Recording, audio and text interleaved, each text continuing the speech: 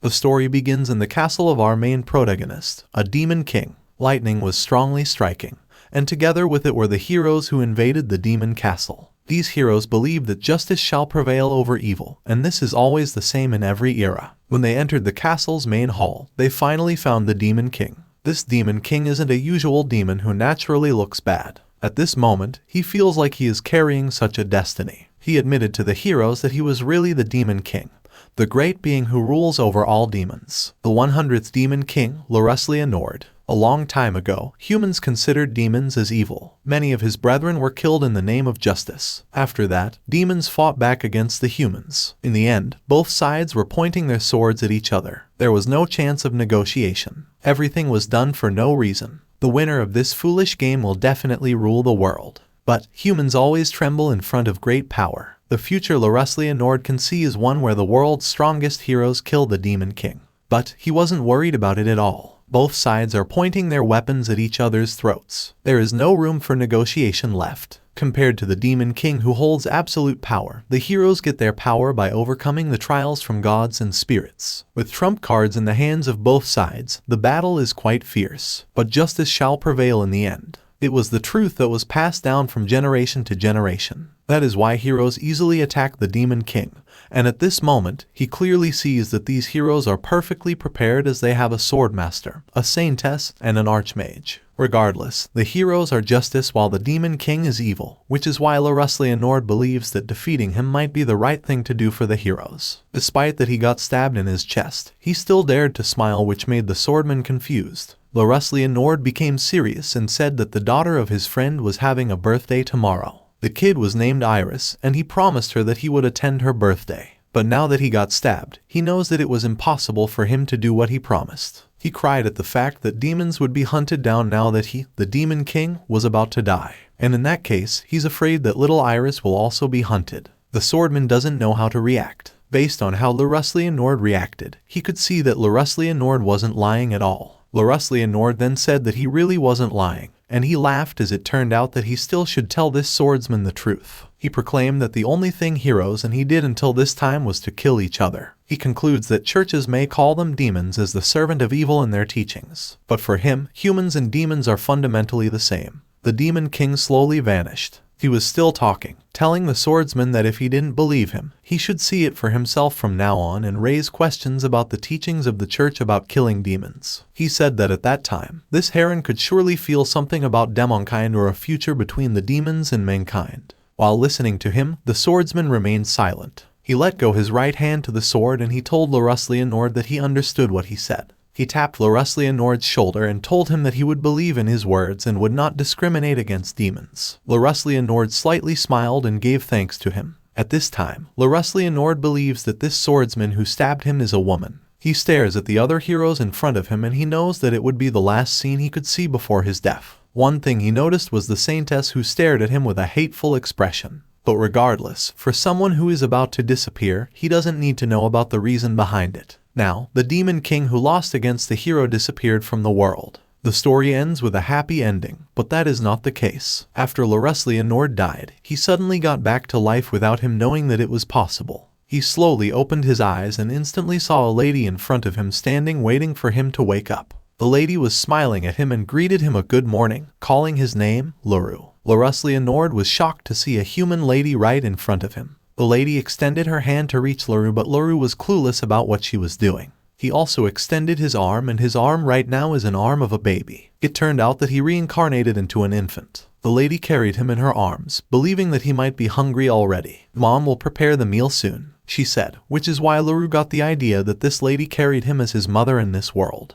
While the lady was caressing him, he felt a warm feeling from the lady and it was so comforting for him. He wants to think about what was happening, but then he feels that he's losing consciousness. In the circle of birth and death, creatures transcend the boundaries of species and are reborn into different life forms. It's a myth that has been passed down in the demon tribe. Luru never thought that he would experience it himself. Up until this point, he can clearly remember the days he spent with his comrades and when he was defeated by the heroes. He was wondering why he reincarnated with his memories as the demon lord still intact in his mind. He concludes that there might be a reason behind it. But no matter how he thinks, he knows that he cannot do anything for now since he can only eat and sleep with the current body he has. Well, back then, he was busy with official duties and battles. After becoming a baby, he's now hella free, but then it only makes him upset. He wants to gather information as quickly as possible, but then he doesn't know how. He checked the room and saw a servant inside. He wanted to disturb the maid just to ask how many years had passed since the hero defeated the Demon Lord, but then, since he was just an infant, it wasn't possible at all. He was hoping that the time would pass so fast so he could move on his own. At this moment, the maid was holding a stick and suddenly casts a magic power to prepare hot water. She enchanted, "Summon, red, burn, come forth," and the flame then appeared. Luru clearly saw it and he concluded that it must be a spell. But then, he was clueless as to why the maid used such a messed up grammar just to cast magic. For him, such basic magic shouldn't need chance or tools. He was tense since planning to use magic in his current body. He was wondering how much magic power he has, but he was sure enough that humans have less magical power than demons. He clenched his fists and an aura of magic suddenly possessed his body. He doesn't want to expect much, but this overwhelming amount of magic power is so familiar to him. He realizes that not only memories remain but also his magical power has been carried over. After activating the power, he feels a feeling that isn't different from when he was the Demon Lord. But still, he can't channel magic into his body as smoothly as before. He was thinking that it might be because he's human now, or because his body is still underdeveloped. But he believes that his current magic will surely work out soon enough once he receives some special training. The maid finally left so no one was around. Without power, he'll be destroyed like in his previous life, but this time, he, as a baby, shouldn't be disturbed as he needs more sleep. He was sure that he could train himself without any regrets due to his lack of strength. 7 years later, Luru was inside a library. He was using his magic at this time. He piled the books by just snapping his finger. The books were arranged perfectly. Up until this point, Luruslia Nord, a 7-year-old kid, was honestly a bit worried, but he had managed to use magic to a certain extent which made him glad. He was thinking that he might also be able to use large-scale magic too, but it's so powerful that could possibly blow away a village, so he can't test it. He really doesn't want to do something like that. Besides magic power, he has understood a few other things from the day he was defeated by the hero. It's already been several thousand years since then. No wonder everything is different for him. While he was looking out the window, his mother came and the lady smiled when she saw the ancient demons myths held by Luru. She knows that Luru is reading the book again and again, and Luru admitted it and said that the myth was very interesting. Ancient demons, once at war with the humans, those demons are now called such, and their existence has become a dubious myth. Luru really likes to read, huh? Or maybe it's just the age of being drawn by fantasy. His mother asked while patting his hair. Luru just smiled as his response, knowing that no one believes in the existence of ancient demons anymore. But he thinks there are still survivors of the ancient demons around. The life force and lifespan of demons are far longer than humans. There might only be a few. Luru believes that he could find them if he searched around the globe. But as a 7-year-old, he can't even leave the village. His mother then informed him that his father Patrick would be returning home again soon. The lady received the letter and it was written on the message that his husband would be back in about 2 weeks, and she was hoping that Patrick would bring back more books for Luru to read. Patrick Caddy's Nora, a sword instructor of the Kingdom of Leonard's Knights and the Lord of the Caddy's village. Luru was happy to hear the news and he was hoping to get a swordsmanship training from his father again. His mother suddenly flustered as she remembered something. She admitted that she got distracted for a moment, but Luru was clueless why. His mother then reminded him that he had plans to play with his friend Rusty and the others, and it was already time. His mother then pushed him to go out of his room and she was panicking knowing that Luru was going to be late now. Luru headed his way, and as he arrived at their meeting place, he then saw his friend Rusty waving at him. Rusty is together with 2 other kids who are both females. His friends were mocking him for coming late to their meeting place. Rusty put his hands on his waist and angrily reminded Luru that he already had told him that they should meet today. Rusty felt a little guilt. He knows that he's at fault, so he apologizes to his friends and reasons out that he got late as he was busy reading some books. Rusty changed a mood in an instant as he wondered if reading books was really fun.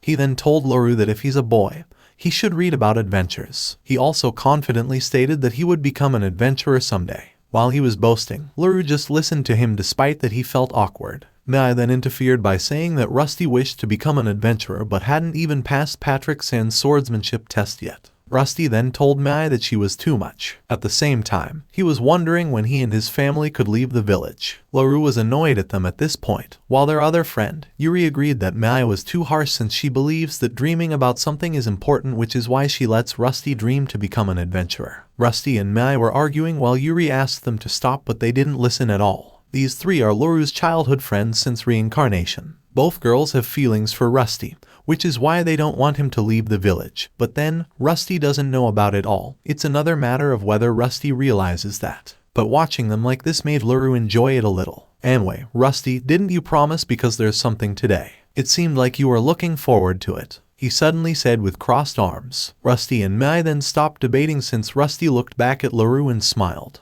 Actually, today is the day they're supposed to come, real adventurers, he said, and the three were dumbfounded upon hearing it. Yuri then said that they sometimes have adventurers come by to their village. But then, Rusty said that those adventurers Yuri mentioned were just regular merchants. What he was referring to now is those top-class adventurers who blaze trails into uncharted lands and will become legends are now coming to their village. He invited the three to come with him to the entrance to see the adventurers, but it seemed like Luru wasn't interested at all while both girls were confused about how and why Rusty became so addicted to the adventurers. Still, the three went to the entrance with Rusty. Rusty was so excited upon seeing a few people gathering at the gate. He was expecting that adventurers already arrived, but then he fell down when he only saw regular residents of the village. He was so disappointed while Luru told him that the adventurers might be on their way yet. But still, Rusty concludes that there might be a reason why those adventurers can't come fast, so he runs fast heading to the front side of the village to get some answer. Both ladies tried to call his name to stop, but then Rusty screamed to them to stay still and just wait until he came back with the adventurers. Luru slightly smiled, thinking why there would be adventurers who would show up in their village. He recalled that adventurers is a profession that involves exploring lands and slaying monsters. It wasn't needed in the past, but even the lands that were once managed seemed to be untouched now for some reason. He deduces that it might just be the passage of time, but there's another thing on his mind. His conclusion was cut off the moment he heard someone scream, which startled him. It was because of a monster that suddenly appeared and was heading to Rusty. Upon seeing it, Luru immediately activates his magic power,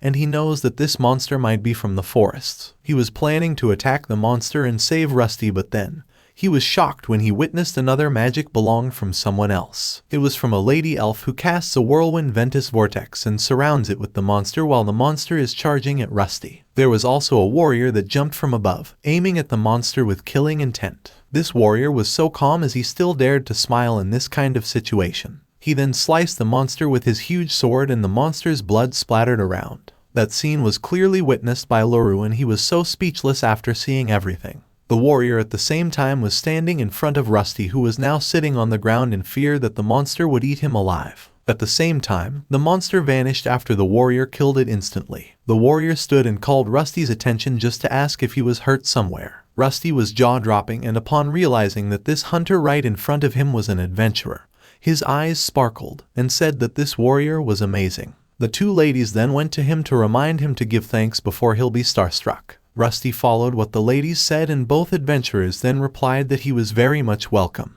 and they were glad that no one was harmed. Luru remained speechless. He was staring at the elf since the appearance of this elf was very familiar to him. "Sister, are you a spirit? Your magic is amazing and your ears are pointed too," Rusty said. The elf smiled at him, but she said that Rusty's prediction was wrong but was way too close. "I am an elf, a race created after the spirits. My name is Yumis. Nice to meet you," she stated with a smile on her face. The warrior then also introduced himself in the name Gran, and he said that he adventure together with Yumis. Luru smiled while staring at them, knowing that he had never felt this amount of magic power these adventurers had in the village. For him, Yumis and Gran were both capable. Yumis noticed that Rusty likes adventurers so much, so she told him that there are many kids like him who dream of becoming an adventurer. She also asked Rusty if he really likes to become one soon, and Rusty immediately answered yes without any hesitation. He even raised his hand and screamed that he wanted to be a real adventurer someday. Yumis then proudly said that she was right about Rusty after all, while Gran laughed upon seeing a kid who wanted to be one of them. He patted Rusty's hair and said that he wouldn't say that Rusty's dream is impossible, but he wants the kid to train hard if he is really serious with his dream about pursuing it. He also told the kid that without proper skills, becoming an adventurer would just get him killed. Rusty then answered that he understood, and Gran laughed while saying that Rusty's answer was very good and had potential. Gran then held Rusty's shoulder while telling him that he would tell adventure stories later on as long as Rusty could show him to the inn first. Mai and Yuri were staring at them. Mai said that she didn't want Gran to get Rusty too fired up, while Yuri questioned if boys ever change no matter how old they get. They both then run together to follow Gran and Rusty. White Yumi's asks Luru if it was complicated for both Yuri and Mai about Rusty dreaming to become an adventurer. With crossed arms, Luru casually answered that it was a typical love triangle. "Oh, and you are not a part of a love square, are you?" Yumi's asked, and Luru stared at her in confusion and answered that he was just an observer. As per Yumi's, Luru is quite unusual, and those two little girls are cute that Luru usually sees. She even said that Luru should stake his claim now, but for Luru, Yumi's advice is something that shouldn't be given to a child.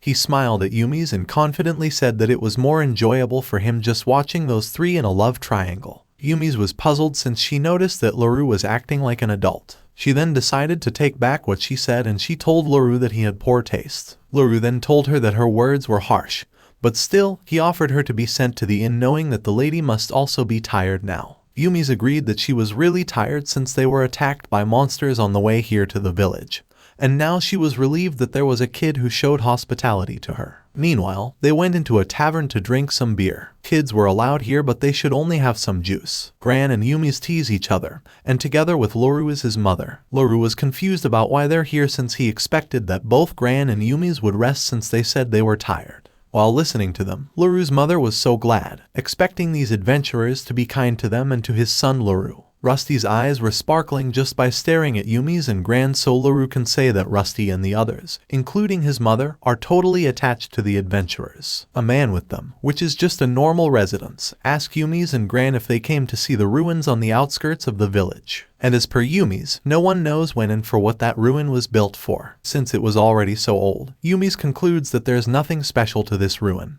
but she believes that might not necessarily be the case. In her own opinion, it was probably built by the ancient demons. As expected, Luru was surprised to hear the word demon since it was his first time after he reincarnated in this village. Yumi's was standing the moment he declared her conclusion to everyone, as if it would be that easy to find it. And even if it were found, there's no way you could be sure it belongs to the ancient demons. Gran stated, which annoys Yumi's. Luru smiled a little since he agreed to Gran's statement. He knows that ruins can be found anywhere. He can also tell if ruins belong to ancient demons with just a glance, but he can't prove it. In addition, he knows that demons' existence now is a myth to the people. Mai raised her hand and asked Gran if they were always investigating ruins, but Gran answered no and said that most of the time he defeats monsters. According to him, investigating ruins and taking part in tournaments are just hobbies. This time they were only here because Yumi's wanted to come, and also, he likes taking part in tournaments. He claimed that he always tries whenever he gets the chance. Luru then wondered if it was really not because Gran was asked for, exploring what they like without being bound to anything.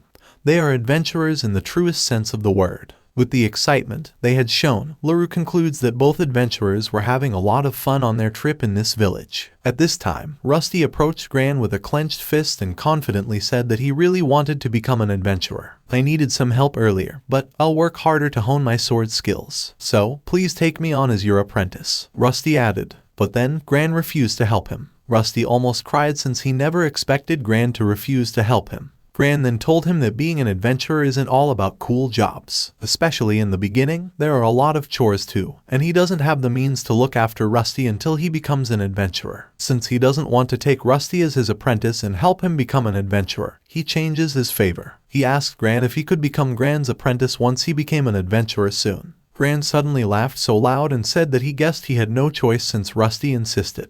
"I'll be your master when that time comes. I can't teach you much though," he added. Rusty was shocked and gave thanks to Gran. On the other hand, Luru was smiling while staring at Gran and Rusty, thinking that Gran is surprisingly good at negotiating. His mother at the same time was glad to see Rusty felt so happy, but for her, she's not sure if Rusty's statement of saying, "If I become one," is a good condition though. But for Luru, he was sure that Rusty would be fine since his father told him that Rusty really had good potential. He was confident that Rusty would become an apprentice of Gran when the time came. Mai and Yuri were talking to each other. Mai said that becoming an apprentice of Gran only made Rusty more motivated, and Yuri agreed with her. She knows that it's a good thing for Rusty, but a part of her was worried. While they were talking, Yumi's suddenly startled them, asking them what they were talking about. Both screamed in fear and Yumi's then apologized to them for scaring them all of a sudden. She then told the lady that she just wanted to join the girls' talk, and she concluded that Mai and Yuri were having love troubles. Yuri and Mai were shocked upon hearing it. They both denied it, and Mai stated that they were just worried for Rusty, knowing that he's very clumsy. Yumi's laughed since she never mentioned any name. She then looked at Rusty while saying that she was sure Rusty would be able to make his dream come true. She then asked the ladies if they would really be able to just stay in the village and see Rusty off when that time comes. Both ladies were speechless since they didn't know what to answer. Fortunately, the owner of the tavern clapped his hand and proclaimed that the time was already late, so the kids should go home. The kids screamed no, but they cannot never debate about it. Luru and his mother also stood to leave, and before they left, Luru looked back at Gran and Yumi's, thinking that both adventurers were interesting. He was hoping to hear more from them. The two adventurers waved goodbye to the kids, while the three kids didn't want to leave but were already pulled by their parents. While heading home, Luru was thinking about when was the last time this village was lively. The loneliness after the party, no matter how many years go by, that feeling never changes for him. At this time, his mother suddenly called his name. The lady was staring at the sky in the middle of the night, and there was something he wanted to ask Luru. Luru asked him what it was, but the lady decided not to ask it. Luru smiled slightly, knowing that his mother knew that someday, when he grew up, he would leave the village. The next day, Luru went to the forest. He was holding a wooden sword to practice some sword technique. He was slashing it in the air and made a strong blow. After practicing, he wiped his sweat and decided to stop for today. At the same time, he remembered his father, who was an elite among knights, and if he accidentally revealed his demon lord powers, he was sure that his father would notice it. He was heading back home while planning to improve a bit more before his next practice. As he was walking, he saw people in the area, seemed like they were searching for something. When the people saw him, they asked him where he had been and if he was on his own. Luru then answered that he was alone, and he asked about what was going on. The lady looked so scared, telling Luru that Rusty and the others were missing. Luru was dumbfounded upon hearing it. Because of his reaction, the lady concludes that he also doesn't see Rusty as well. According to her, she hadn't found the kids since this morning, and she recalled that those kids didn't want to leave the tavern yesterday, so she concludes that the kids have gone outside without asking permission. Luru agreed with the lady's statement. He carefully recalled the conversation yesterday, and he remembered that Yumi's mentioned that she would go to a ruin close to this village. Luru has never been there before, but he concludes it should be in the opposite direction starting from their village. He then runs away, informing the lady that he will go and search for his friends. The lady reminded him not to go to a dangerous place, and he just answered that he would do his best. But his top priority is the safety of the kids, so he wanted to go as far as needed since those kids were the first friends he made as a human. When he goes back to the forest just near the village, he instantly finds Yumi's. He stared at the lady, and the lady also saw him. Shockingly, the lady ordered him to stay back, and she started to cast her magic power to put a barrier around the village. "O innocent spirits who reside in this forest, lend me your power in exchange for my mana. Create a wall that divides," she uttered, but Luru is asking her to stop. He informed Yumi's that Rusty and the other kids are currently missing. Yumi's was shocked upon hearing it. Iru then said that his friends were probably not in the village, and also, people were saying that they might have gone into the ruin. He wanted to ask Yumi's and some adults to go into the ruin, but then Yumi's suddenly flinched and apologized to Yumi's since she could not stop the cast anymore. At this time, the mystic wall, Arcanum were activated, and the barrier would make them not leave the village until it disappeared. Luru asked her what she activated it, and she told Luru that he must understood since she needed to protect the people inside the village. Yumi's was about to say more, but there was something that disturbed them. It was a magic machina, and according to Yumi's, these creatures came out from the ruin. Several of these machinas have been flying into the village, which is why she rushed into this area just to make a barrier. With everything that was happening, Luru knew that things were getting bad. He also deduces that the magic machina's feet are basically magical cannons. On top of that, he was aware that this was a magical weapon made by demons to kill humans. The magic machinas started attacking the village, but because of Yumi's barrier, the place was safe, but people were scared as expected. One thing he was worried about was that these creatures may fly into the close villages or cities to attack helpless people. As per Yumi's, the ruin itself was not that strange. When they were about to go back to the village, the wall of the ruin collapsed, and Gran should still be fighting the big magic machina up until this point. Because of her statement, Luru was sure that the magic machinas were trapped that was set in the ruin. One thing he was sure of is that there should be a device that controls these machinas. He then informed Yumi's that he needed to go somewhere right now. Yumi's was shocked and worried for him. She apologizes since she doesn't have any intention of canceling the barrier no matter what. Also, she told Luru that there was nothing he could do since he was just a little kid. Additionally, only she, the caster, can designate whether someone is allowed to pass through or not. She ordered Luru to go back home, but then Luru was so hard-headed. He touched the barrier barehandedly and his power appeared. He managed to release his hand from the barrier, and seeing what he just did made Yumi shocked since she never permitted Luru to pass the barrier. Luru looked at her and said, "I'm sorry, but I'm going to have to rewrite this magic equation. With this barrier is also mine." Yumi's was confused knowing that someone cannot rewrite someone else's magic. Still, Luru passed through the barrier, which surprised Yumi's the most. Before heading to the ruin, Luru informed Lewis that he was a bit worried about the power output of her barrier, so he enhanced it a little and made it from Yumi's mana. In addition, Yumi's cannot be able to go outside the barrier. He also made the same rules about who could pass the barrier in case Rusty and the others came back.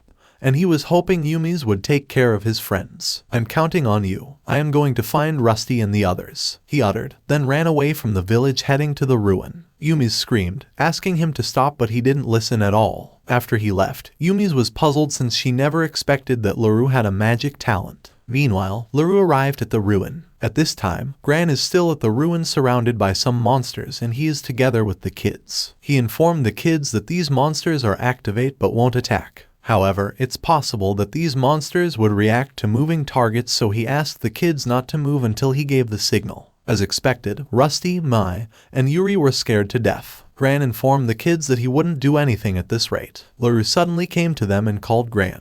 Gran was shocked upon seeing Luru. He asked Luru why he came and what happened to Yumi's. Luru then informed him that Yumi's was at the village casting a barrier to protect the people inside. Gran was mad at him for coming, ordering him to hide behind him together with his friends. Luru was glad to see everyone fine. He looked at the opponents of Gran. He knew that these monsters were called Rups Gigantes, originally built for civil work. They were sometimes used as combatants in emergency situations though. He was also sure that it was only he who could stop these titans. Also, he doesn't want to just back down and let Gran fight it alone. The cannon abyss that was flying into the village has really high accuracy for its attack. And he concludes that these titans probably have the same purpose and were going to attack from this range. He walks toward the titans while Gran is telling him to stop. But then, he didn't listen at all despite that Gran was begging him. His friends were also worried for his sake and were also asking him to stop what he was doing since Rups Gigantes are dangerous. Luru slightly looked at them and told them not to worry since he was fine. He also told Gran that he was counting on him. He got closer to the monster and the monster's eyes shimmered the moment it saw him. Luru remained calm. He stopped walking, waiting for the Rups Gigantes to attack him. But then, it didn't, as it only stared at him. He then proclaimed that the area where he stood in the limit. He deduces that as long as he and the others are not close to the ruin, Rups Gigantes won't attack them. Gran then said that these creatures' job might be to protect the ruin. Luru agreed with Gran and he cannot think of any reason why Rups Gigantes set as protector of the ruin. He was staring at the ruin and he was sure that he didn't have any memory of building this ruin, so he believed it was probably built after his death. He told Gran that he needed to go inside just to check for something. As expected, Gran won't allow him to go further. "I won't allow you to risk your life. Besides, this incident is our fault in the first place. Just stay silent and come here." Gran added, just like Yumi's, he believes that Luru doesn't have the strength to fight knowing that he was just a kid. "So you're saying, it should be fine as long as I'm strong enough, right?" Luru asked. He confidently stated that anyone who is truly capable can enter the ruin. Gran told him that he was right, and Luru then immediately ran toward the ruin while Gran was asking him to come back. He ran straight headed to the ruin's entrance and the Rups Gigantes detected him. The Titans then lifted up its sword, planning to attack Luru. But then, Luru jumped so high with the help of the magic he had. He clenched his fist and strongly punched one of the Titans. Gran and the three other kids were dumbfounded upon seeing his strength. Luru landed on the ground and still possessed his magic power. The two Titans were staring at him. Luru stared back at them with a smile on his face. One Titan planned to attack him, but he easily blocked its weapon barehandedly. He then pulled the Titan's weapon and swung it to the Titans. He completely destroyed the remaining two Titans without any hesitation. Gran was shocked. He called Luru and Luru then looked at him and asked him if his skills passed to do a task. Gran was out of words. In the end, he permitted Luru to go inside the ruin, but he had some conditions. He prefers if he or Yumi's would also enter the ruin with Luru to make sure that he'll be safe. According to him, the ruin is a significant discovery, so it'll be troublesome later if only a kid is entering. For now, he will send back the three kids to the village and return to the ruin as soon as possible. He was hoping that Luru wouldn't go any deeper if he managed to stop the machinery inside the ruin. He gave Luru an option to return with him to the village at once or just wait till he came back.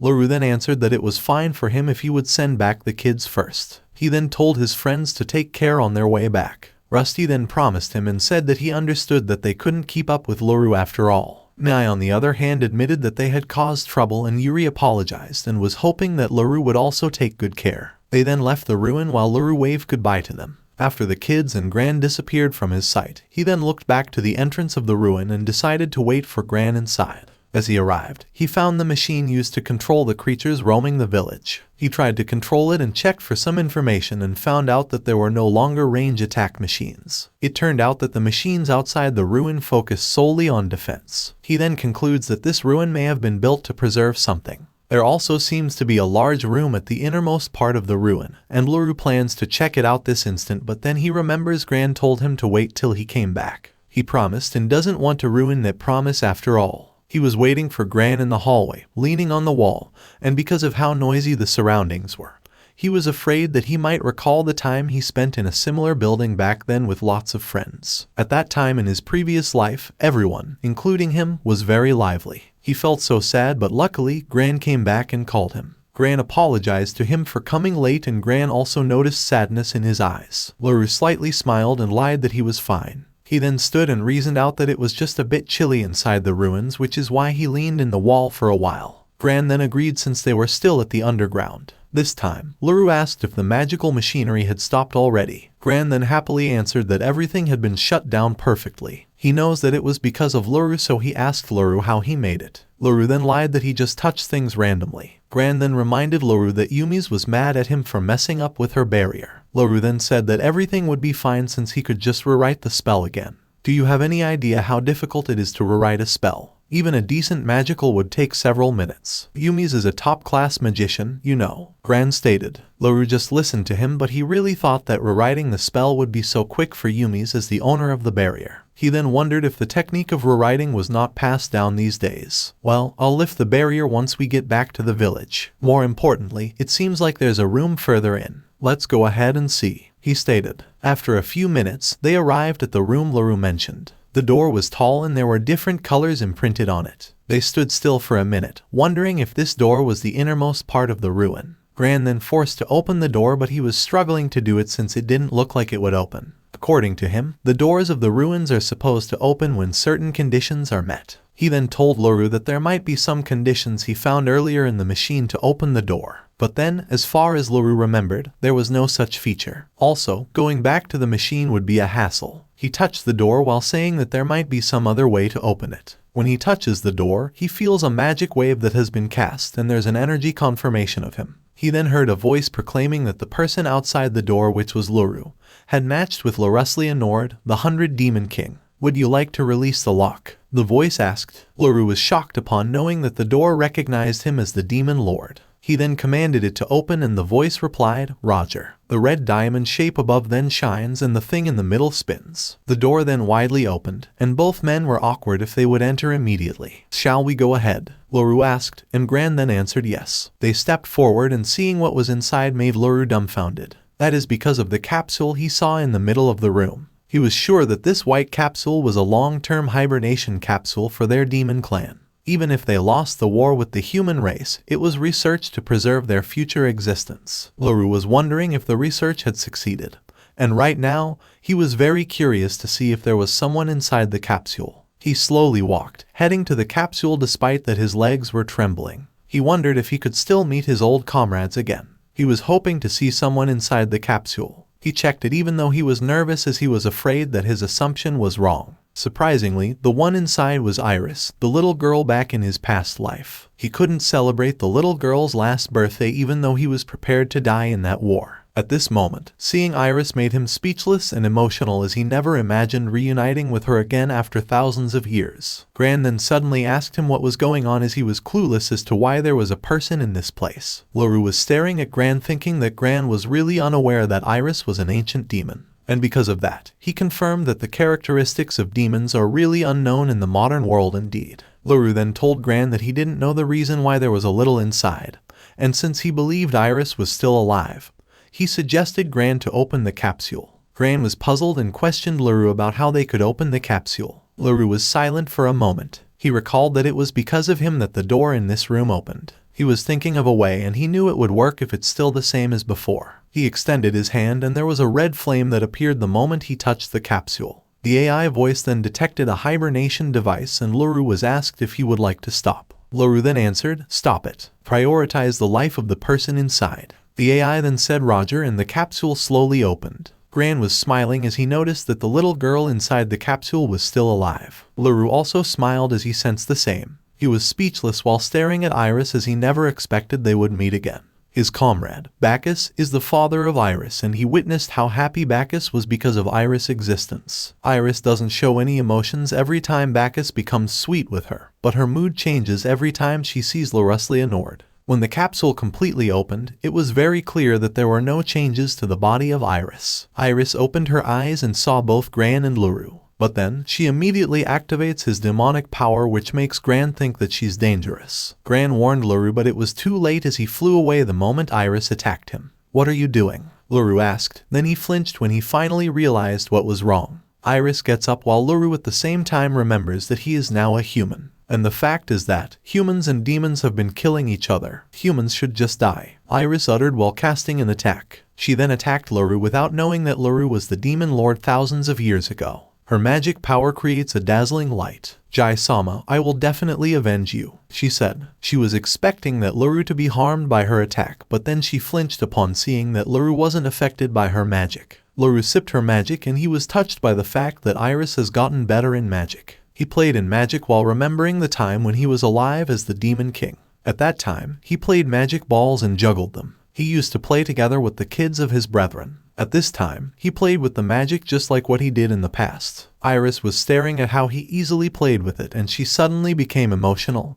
and uttered, "Oji-sama." Luru deactivated the magic and uttered the name of Iris. "Oji-san came to visit you," he said, and Iris really saw Luruslia to him so she immediately rushed to Luru and hugged him so tight while crying.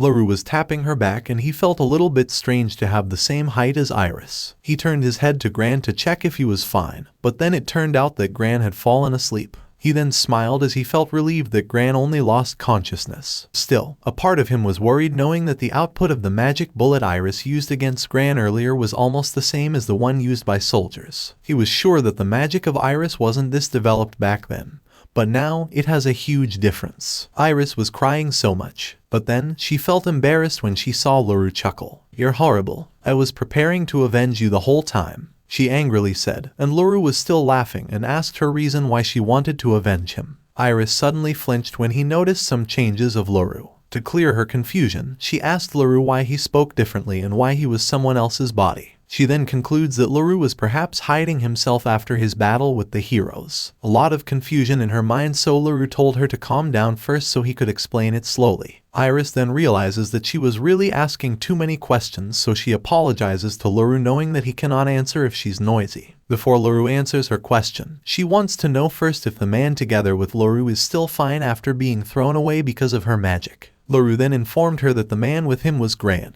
and he said that Gran was still alive. Iris also asked if Gran was Luru's acquaintance, and she was very worried as she didn't know what to do after hurting Luru's companion. Plus, she doesn't know from the very beginning that Luru is the Demon King. Luru then told her that he had just met Gran recently and he was sure that Gran was a kind person. He also thinks that it might be fine if they say that there was some unforeseen accident that happened which made Gran collapse. Iris was so proud of him and said that he was brilliant for thinking away in an instant. Luru then turned around while saying that it would be a shame if Gran woke up now. He sat down and asked Iris to sit beside him so they could talk for a while before Gran woke up. In addition, he had a lot of questions in his mind and he was hoping Iris could answer everything.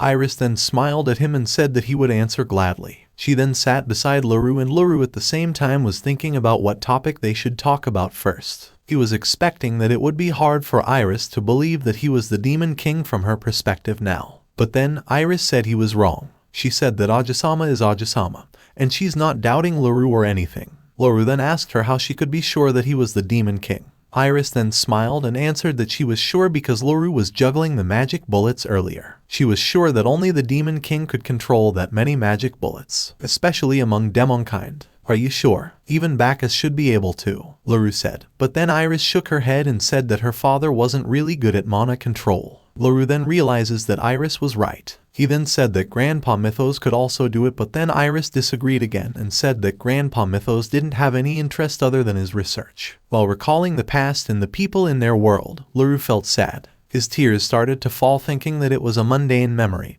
but he knew his people were really always like that. Right now, he could say that he cared about his brethren more than he thought. He feels down and Iris notices it. She said sorry to Luru as she believes that it's a painful memory for him. Luru then said no, since the truth is that he felt happy just by listening to Iris mention the people from his past and their memories. He breathed deeply and said that he now finally felt relieved. But your body is definitely that of a human. Additionally, your age, what is actually happening? Iri asked. Luru was puzzled. He doesn't know how he could explain everything to Iris. As far as he knows, Iris is not the type of demon who discriminates against humans. But her expression earlier is different. It seemed like she was so mad at humans. He concludes that the little girl couldn't just accept the reality. He gripped his hands and uttered the name of Iris. When he had the strength, he then immediately told the lady that he was actually reincarnated. Of course, Iris was dumbfounded upon hearing it. She then concludes that Luru was reincarnated into a human body after a long period of time after his death. Luru then said she was right, and she informed the little girl that the current him has a human father and mother who are gentle and kind humans. Iris was surprised. She then said that she felt relieved after hearing those words from Luru. She smiled widely, stating that Luru was already satisfied with his daily life as a human. And since that is the case, she concludes that there is no more reason for her to see humanity as an enemy anymore. According to her, she used to do everything to avenge Luruslia after all, and she admitted that things went quite violent. Upon hearing it, Luru was dumbfounded.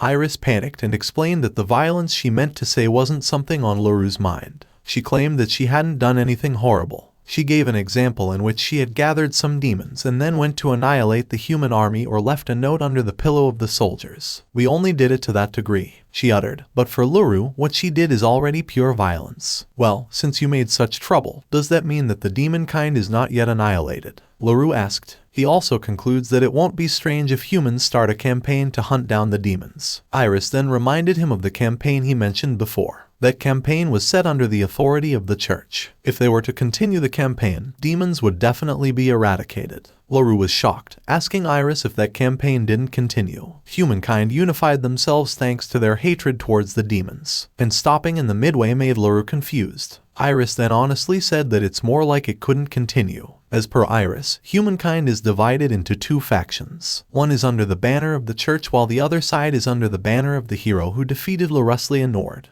Luru becomes more dumbfounded, thinking that the hero who stabbed him really kept the promise that she made. Iris then said that it was so ironic that the people who killed the Demon King were now protecting his subjects. Luru then asked what happened to humanity after that, but then Iris didn't have any idea either. She explained that during her guerrilla, she was captured by someone. By the time she regained her consciousness, she was already on the deep sleep device. Someone captured a demon without receiving damage. What kind of person is that? Luru asked in disbelief. As per Iris, it seems that the person was using a magic device to block the cognitive senses, and she thinks it was a woman because of the scent and silhouette. Regardless, she doesn't know the reason why that person did it. But looking back at it, she's really grateful. She was thankful for the fact that because of it, she was able to finally meet Luruslia Nord. Luru was speechless as he never thought that Iris would really miss him. Iris suddenly held his clothes and said that she was really happy with the time he spent together with her. She cannot forget that Luruslia Nord came to play with her and came to celebrate her birthday every year even though he was busy with his work. That day, when she heard about the news of the death of Luruslia Nord, she thought she wouldn't be able to talk to him anymore again. For her, she felt like she was dreaming at this time. She was crying again, begging Luru not to force himself again to fight against heroes and sacrifice himself for the sake of his brethren.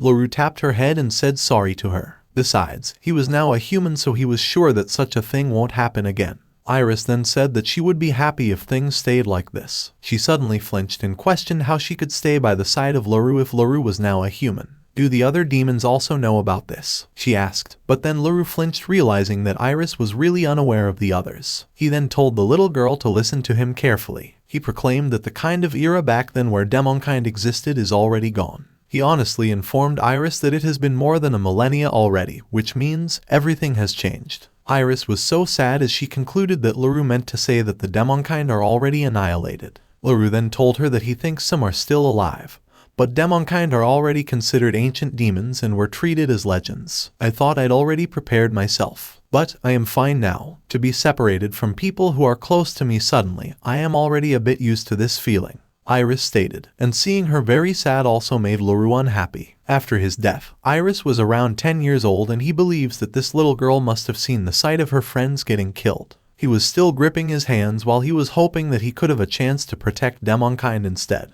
He apologizes to Iris and finally, Iris smiles and says that it is fine. She stood and told Luru that he had given his best back then, and if he was not their king, she wasn't sure that the demons wouldn't have survived that long. For her, Luruslia Nord is their hope after all. That is why it's fine for her now that Luru hadn't protected the demonkind. Listening to his kind words made Luru speechless. He smiled and remembered Bacchus as he wanted to tell him that his daughter had grown up splendidly. Even so, for demons to be considered as legends, if I were to be seen, won't they capture me? This is troublesome, Iris said, and Luru then told her that she shouldn't worry about it. He informed her that Gran is currently adventuring together with Yumi's, who is an ancient being.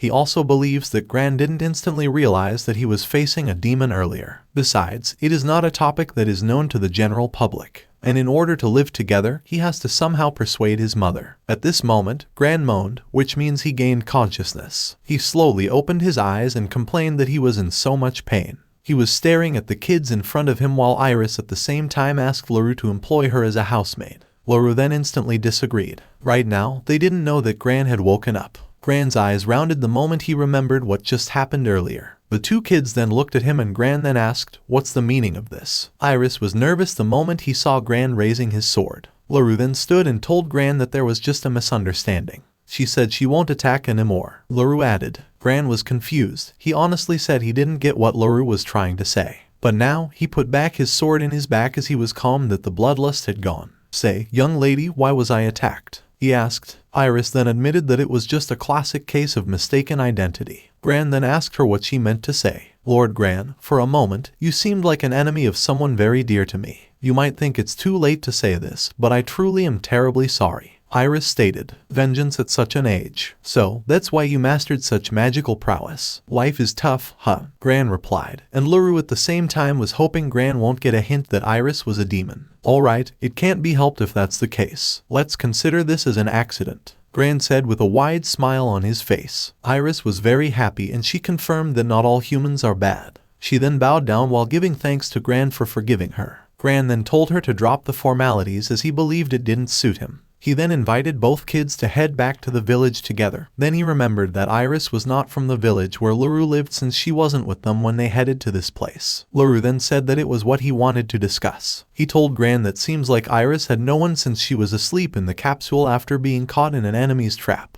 And now, he was thinking of letting Iris live in the village where he lived. Gran then told him that what he said made sense as he believed that the little girl might end up in the slums if they left her alone. He then permitted Iris to come with them and Iris was very happy to hear it. They exited the ruin and Luru then said that this place might be an ancient demonic race's ruin. He can't prove it, but he can feel that it is definitely related. He was grateful that he came to this ruin and met Iris once again. The truth about the ancient demons and being a demon lord, there were many other things he couldn't tell anyone. But now, he was glad that he could talk about them to the only kin of his kind, Iris. While staring at the girl also looked at her and smiled, and right now, he was speechless. It's touching. But Yumi's isn't here today, so let's do a thorough investigation someday again, Gran said. He also believes that they will be busy from now on since they had discovered such an amazing ruin. "You're gonna be quite famous, right? I'm so envious of you, Gran," Luru said. "What are you saying? You will be busy too, you know," Gran replied, which confused Luru. Iris then told him that he should also be recognized for his achievements since he also explored the ruins with Gran. Luru then said that nobody would believe it since he was only a 7-year-old kid. "What do you mean? Everyone would do it, since I'm going to spread the word," Gran proudly replied. Luru smiled upon hearing it while Iris was surprised as she never thought that humans could be this kind. Luru was then puzzled the moment he heard Gran state that Yumi's would also probably blab about how Luru tampered with the barrier. Gran also reminded him of how bad he and Yumi's drinking habits are. Luru was thinking for a moment. He was thinking that it's not like he wanna live in hiding. He also doesn't want to be out in the open that he is a demon lord, and he doesn't mind being known for his abilities too. He deduces that standing out too much and getting involved sounds like a pain in the ass. While he was thinking for long, Gran then told him that he was just joking of spreading the word. But if Luru wanted to claim his achievement, he was willing to spread it. But for him, he believes Luru doesn't want it to happen, so he tells Luru to relax and he promised that he will keep quiet. A first-rate adventurer's jokes are also first-rate, Luru said, and Gran then reminded him that he was the one who brought it up first. He then continued to walk while Luru was thinking that Gran's joke was a comeback joke to his joke. Also, he feels like Gran has no intention of spreading the word at all. He smiled, believing that Gran seemed to be trustworthy. He then also continues to walk while planning to come back tomorrow or the day after in the ruin, and also thinks about if he would let Gran spread the word. While walking, the ruin suddenly shattered to pieces. The three were dumbfounded upon hearing the sound. They slowly turned around and seeing the ruin collapse made Gran upset. But then, he accepted the fact that he could not do anything about it. Besides, these things happen a lot when he's with Yumi's, so he told himself that he should be used to it. But still, he was sad knowing that the harvest, in the end, was just the village's magic machina and the parts of those giants scattered around the ruin. Iris then told him that it was better than nothing. Gran agreed with her, but then Iris asked him why he was still sad. Gran still dared to smile and answered that Yumi's was going to cry upon knowing that the ruin collapsed before they could loot inside. They decided to forget about it and continue to head their way to the village. When they were almost here, Luru felt nervous knowing that he's gonna meet Yumi's sooner. Both the chanting and efficiency of Yumi's magic were great, and he just simply rewrote her proud barrier. He was expecting that Yumi's was probably inside the barrier, and yes, he was right. Yumi's was waiting for them to come back. Upon seeing the lady elf, Luru becomes more nervous. That is because the lady had a different aura and she was staring with anger at Luru. That's all for today. Thank you so much for watching. I hope you guys enjoyed. If you wish to have another part of this recap, please give us at least 2,000 likes. Please don't forget to comment and subscribe to our channel for more content like this. Until next time.